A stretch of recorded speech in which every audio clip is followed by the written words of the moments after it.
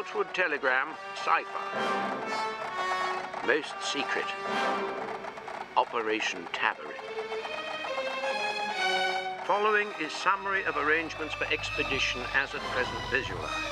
Expedition will consist of about 30 utmost importance to maintain the highest degree of secrecy regarding the expedition until parties are established at their bases.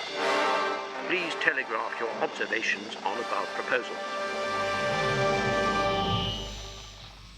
In 1943, 14 young men were plucked from the services in the midst of war and dispatched to colonize a slice of the Antarctic.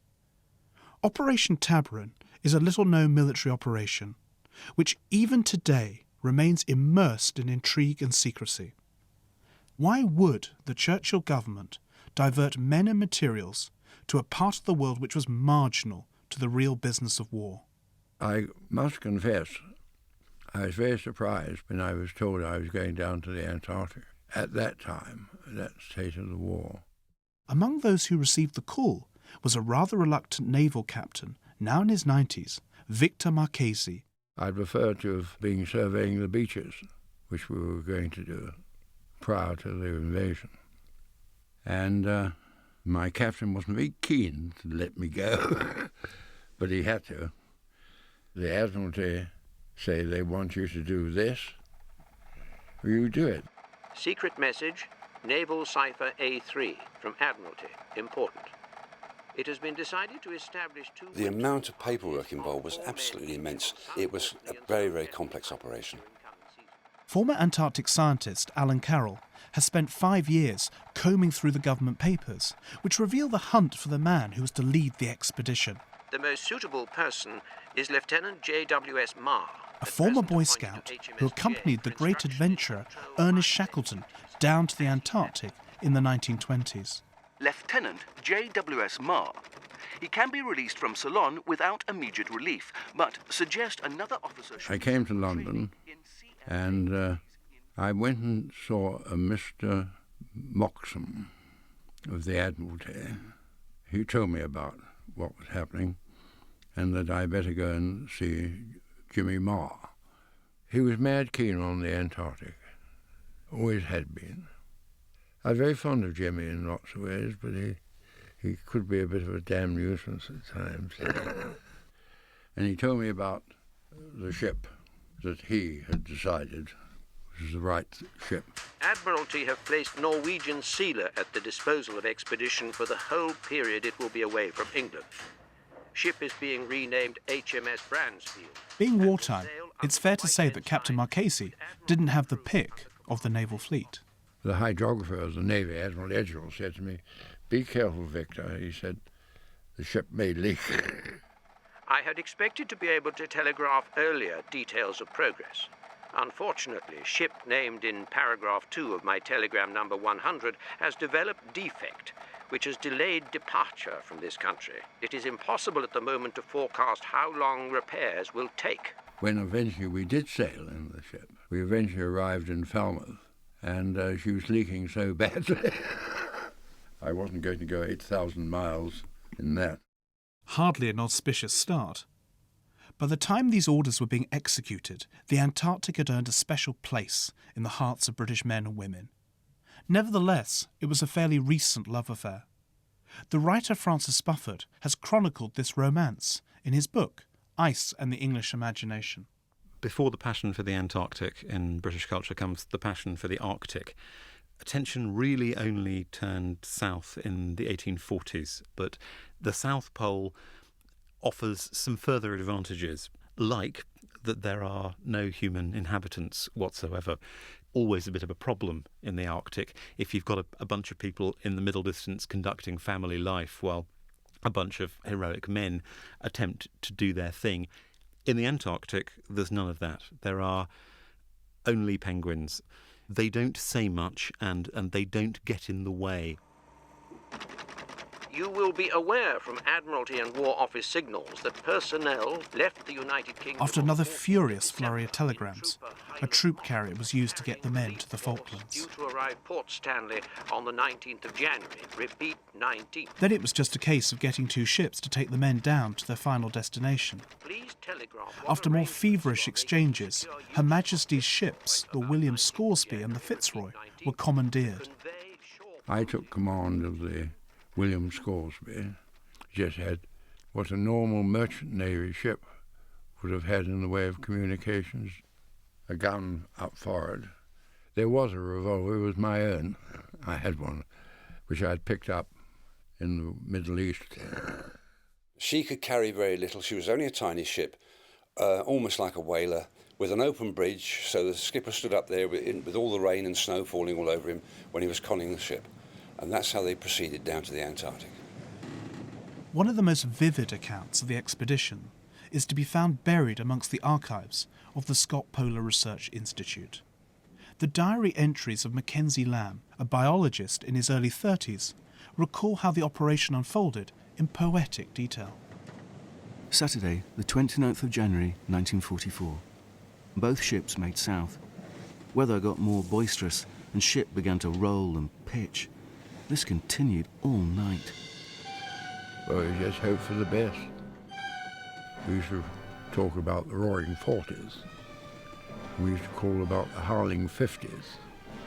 And we used to talk about the screaming 60s. The worst time, I was on the edge of the pack ice. It was blowing a gale.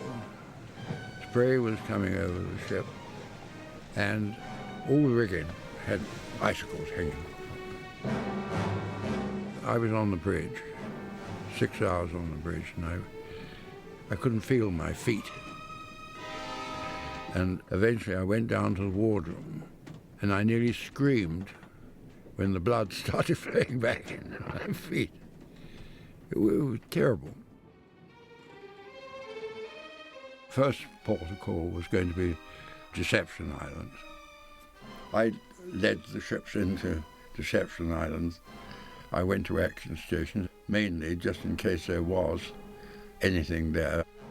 There might have been an Argentine ship there, and might have opened fire on us.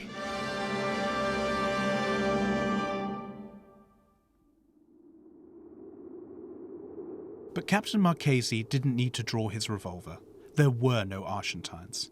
The expedition landed and set up a base in Deception Island, so called because it seemed impossible to enter unless you discover a secret channel called Neptune's Bellows. For the intrepid, an extraordinary natural harbour within the confines of this extinct volcano awaited.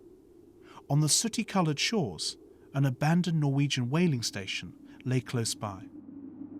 Thursday, the 3rd of February, 1944. No human being was to be seen. The ground entirely of volcanic cinder, black and granular. Went on tour over the deserted settlement. Factories of corrugated iron on a skeleton framework in very bad state, half filled with snow and ice. The loose corrugated sheets clanking mournfully in the wind. Enormous bones of whales are scattered along the beach. These weathered remains were a symbol of Antarctica's importance in the first half of the 20th century. Professor Peter Beck has studied the politics of the continent.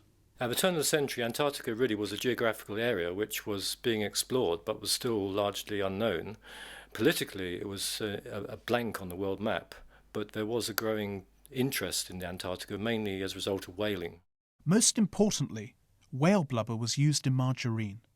Britain issued a declaration called Letters Patent, which defined its interests over the area. However, it soon became clear that other countries had an interest and weren't prepared to step aside for Britain to take over the whole lot. The story of our flight begins in the early morning of November the 29th, 1929, when a big all-metal monoplane takes off from the ice at Little America. And particularly Britain was concerned about Norway and the USA, particularly as the USA had a tendency for its explorers to go into what Britain claimed was its territory without asking permission or recognising it as belonging to Britain. Inside the plane, we are bathed in golden sunshine, but a cold wind sweeps through the cabin. Admiral Byrd and his flying-based operations transformed the political condition of Antarctica. The flight path replaced the sledge track. In the words of Byrd himself, a new civilization was emerging. The frontiers of the United States now extended to the bottom of the world. No mountains are visible. The pole lies in the center of a limitless plain, and that's all. One gets there, and that's about all there is for the telling.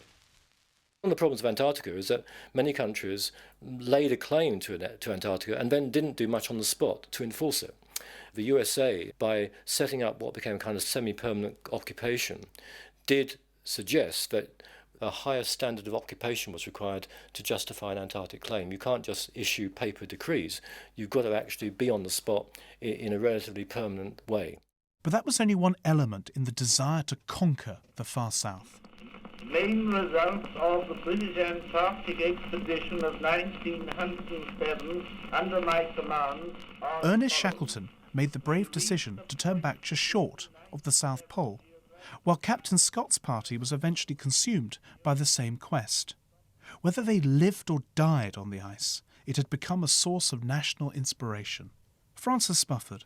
The blankness of Antarctica comes in here. It can be claimed for whatever human label or human purpose you want to put on it. I had the privilege of being appointed by the late Captain Scott as second engineer of the ship, the Tabarin. I was a very proud man to have the honour. It's difficult for us to understand now, but Antarctica actually felt British. When the relief parties returned to you without Captain Scott, you must have been a pretty downcast and disconsolate party. And to die in a place, as Scott does, is to take possession of it in another way. It's to attach it permanently to a story, almost a story of martyrdom, of a kind that most people in early 20th century Britain had responded to. It naturally belonged to Britain as a kind of blank playground for British heroic impulses. British territory, yes. That's right, yes, oh yes, definitely. This is British Antarctic territory. And don't you forget it at all, isn't it? A British flag was brought ashore and run up the flagstaff. Then certain other members of the party painted out the Argentine flag on the tank with... 6th of February 1944. Dear Sir Alan, I am writing in great haste to tell you that B has been established. Everyone is very happy and full of enthusiasm. But taking Antarctica to their hearts was not going to be enough. The evidence of previous Argentine activity was a sign of tensions to come. Regardless, the British flag was flying over Antarctica, and it was time to broadcast their achievements. The reason given to the British public was science rather than politics. Scientists hunt for polar treasure. Ex-Boy Scout leads quest to the Antarctic, sailed in secrecy by Daily Mail reporter. But unbelievably, one important individual only found out at the same time as the British public. There's one thing I'd like to show you here, which is something I've actually framed, is the Prime Minister's personal note to the Foreign Office. And it reads, Foreign Office, what is the reason for sending an expedition of perfectly good fighting men to the South Pole? If you are seeking to establish our claims as against the United States, the fact might at least have been kept secret during this period of preparation for solemn events. And those solemn events were the Normandy landings.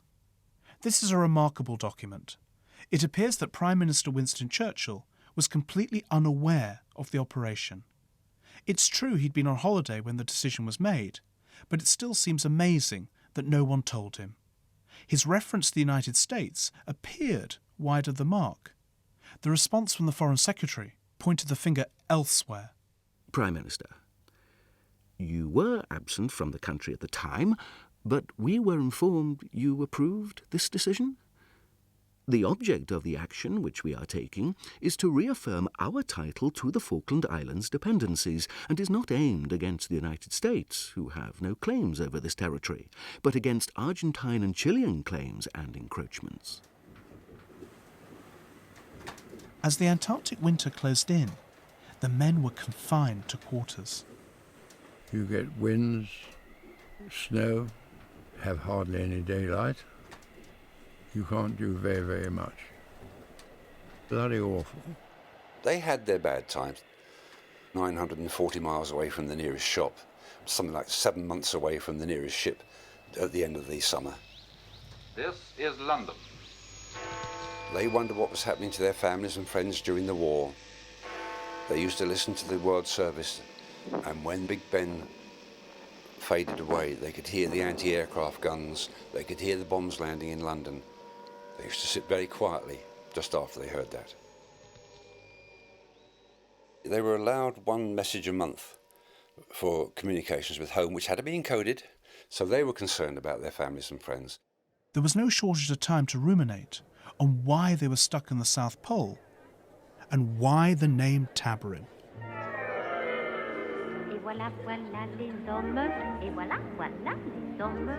The answer lies in the bustling smoke-filled nightclubs of pre-war France, and one of the most infamous of them all, the Bal Tabarin. It was an apt choice of name for the operation. Much of the planning was performed well into the small hours, and the mission would often prove as chaotic as its Parisian namesake. It was a rather different kind of invasion to the one being planned for the Normandy beaches. D-Day has come. Early this morning, the Allies began the assault. The German threat was not confined to Europe, and perhaps the men at Deception and Port LaCroix were part of a larger war effort. The problem is that while German, Argentine, and even American activities were implicated in different ways, the true reason for the operation was elusive. On the northern coast of France. Did you find it extraordinary that in the middle of the Second World War, you were there in the far south? Yes. In the icy Antarctic? Yes, I was. What were the reasons offered when you presumably asked, what's the point of the operation? Yes, well, why is rather difficult to say. I can never understand it myself. I couldn't understand it when I was appointed. I always remember saying to Jimmy Marr, why? He said, I don't know. One of the things was possibility of submarines possibly using Deception Island. And these would have been German submarines? Yes, German submarines, yes. If they saw the William Scoresby, they would have laughed. They wouldn't have wasted a torpedo on us. So, in other words, there's absolutely no truth to the suggestion. I don't. That's from your point of view. No, my point of view, I don't think so. That, in other words, that Tabarin, if there was a main objective, it was to deter Argentinians in particular, if they had any ideas with regards to taking it for themselves. Yeah. I don't think they did have any ideas, really, at that particular time. If their rationale was really to deter Argentina, well, it did just the opposite. Like Victor Marchesi, the Argentine historian, Professor Carlos Escudé, dismisses the idea that the Argentines were the real challengers to Britain's Antarctic portfolio. Perhaps the real danger lay with the uncertain intentions of a wartime ally. The greatest threat to British interest in the Antarctic were then and continue to be the fact that the United States does not acknowledge the claim of any state on Antarctica. So I think it was rationale, but it was not a real believable perception of any sort of Argentine threat. And Professor Carlos Escudé is not alone in thinking that Argentina was not the most compelling reason for Tabarin. Alan Carroll has his own theory. My view, after something like 5 years of research, is it was a disinformation exercise as well. The Enigma Code had been broken. The second Enigma Code, introduced by Admiral Dönitz, had been broken. The next problem was to convince the Germans that they had not cracked this code, and there were all sorts of disinformation exercises taking place right around the world. Operation Tabarin, in my view, was one of these operations, and cover was deliberately blown to let the Germans think that the bases had been set up to try and keep an eye on possible armed raider activity because the Enigma Code had not been broken. And we shan't find out the truth of that until the remaining secret documents are released. Professor Carlos Escudé thinks that Operation Tabarin had an unintended consequence. I think this is actually what set off the cycle of more serious Argentine claims on Antarctica, and it's definitely what set off the process through which Argentine children have been indoctrinated with the idea that a piece of Antarctica is Argentina. The last of our enemies is laid low. Fireworks are exploding in all directions. People are dancing on the roof. Advance, Britannia. Long live the cause of freedom. God save the King. After the Second World War, Argentina, Chile and Britain did have a number of problems, particularly with the movement of warships. What these problems did was to highlight the sensitivity of the sovereignty issue and also the fact that occasionally it could boil over. Argentines to withdraw from Hope Bay after machine guns had been fired over their Chile heads. have accused Britain of failing to keep faith. On the controversy between the two countries regarding Ambassador is delivering a strong protest to the Argentine had caused the Chilean government deep astonishment. In the 1950s, one can see in the literature a lot of references to the Cold War spreading to Antarctica. And there are one or two articles in America which talked about Antarctica turning red. So now the Russians entered the fray and mobilised their men in the Antarctic. Amidst this diplomatic nightmare, some officials in Whitehall started to ask some tough questions. Why should Britain continue to spend money on the wastelands of Antarctica? The argument had been about the maintenance of international law and the rule of law. John Heap was one of those officials who had the apparently thankless task of defending the government's presence in Antarctica. The Colonial Office got cross from time to time, saying, we're governing Her Majesty's penguins, and inspiring democracy amongst the penguins is not something which we find in the real world. What are we doing down there? And of course they found that Treasury was an ally in asking us those questions. And eventually got forced to take off well, let's internationalise the problem. And so came about the Antarctic Treaty negotiations, designed to end all the squabbling. The conference was formally opened today. The whole performance, which was televised, went off without a hitch. Brian Roberts was in the British delegation. With gay tea-time music, bright lights, and a background of potted palm trees and flags of the 12 nations, it seemed more like a prelude to a theatre than the opening of an international conference. But despite the cordialities and musical fanfare, these were tough negotiations. It was the first international conference of its kind. Tuesday, 13th of October. A serious crisis has arisen already. At a party last night, the French member of the working group let off a bombshell by stating that his delegation had just received instructions. It was over a year of talks between the representatives of the powers. The Soviet statement in particular was... The negotiations were pretty difficult. The Russians were not that easy about the Antarctic Treaty because they did see it in some ways as them versus the other 11 negotiating powers, the West, who to some extent ranged against them. Diametrically opposed camps. There are all sorts of factions, Argentina and Chile versus Britain, Argentina versus Chile, and so on and so forth. And I fear that we shall have to listen to a prolonged exposition of the basis of their claim. Nevertheless, agreement was reached. The Antarctic Treaty froze all competing claims and called upon all parties to put aside their political differences and to cooperate scientifically. Professor Chris Rapley is the current director of the British Antarctic Survey, the successor to Operation Tabarin. In this particular case, emerging from World War II and then throughout this extraordinary period of the Cold War, science in the Antarctic offered a way for nations to collaborate. And I've no doubt that politicians have seen science as a very useful, I don't know if you call it a lightning rod, but an opportunity for discourse when the more formal diplomatic channels have been closed. And the scientific legacy of Tabarin is perhaps the most enduring. In the 1980s, Tabarin's successors were instrumental in discovering the hole in the ozone layer.